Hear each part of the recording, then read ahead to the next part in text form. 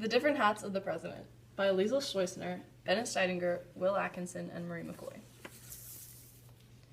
As the chief executive, the president exercises powers explicitly granted to him in the Constitution.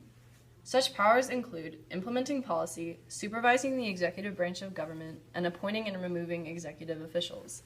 Examples of the president's role as the chief executive include holding cabinet meetings to discuss government business or appointing the head of the CIA. As the head of state, the president serves as the chief public representative of the country. This role is much like that of a king or a queen in Britain, in that the duties are ceremonial and the president serves as a figurehead. Examples of the president's role as the head of state include the president formally honoring or congratulating high-achieving U.S. citizens, or speaking in a time of crisis or on a national holiday. As the party leader, the president represents his or her political party. President Obama, for example, is the public face of the Democratic Party, and therefore campaigns for supporters of his policies to be appointed to office. He nominates Supreme Court justices and appoints cabinet members. As the chief of economy, the president helps to ensure that the country's economy is running smoothly and not headed toward a recession.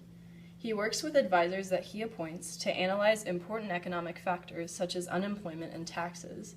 He also meets with business leaders to discuss their progress and needs. As chief legislator, the president influences the lawmaking process by approving and vetoing legislation. Although he is not a member of Congress, he can suggest ideas for bills. The president also makes speeches in front of both houses of Congress when necessary.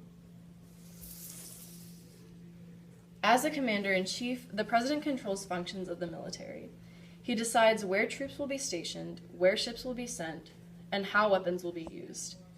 One of the president's most important roles as the commander-in-chief is his power to authorize the use of military force against terrorists, also known as AUMF.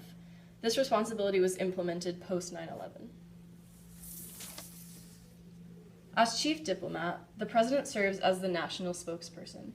He decides what American diplomats and ambassadors that he appoints will say to foreign governments. He conducts international negotiations and decides the foreign policy of the country. The end.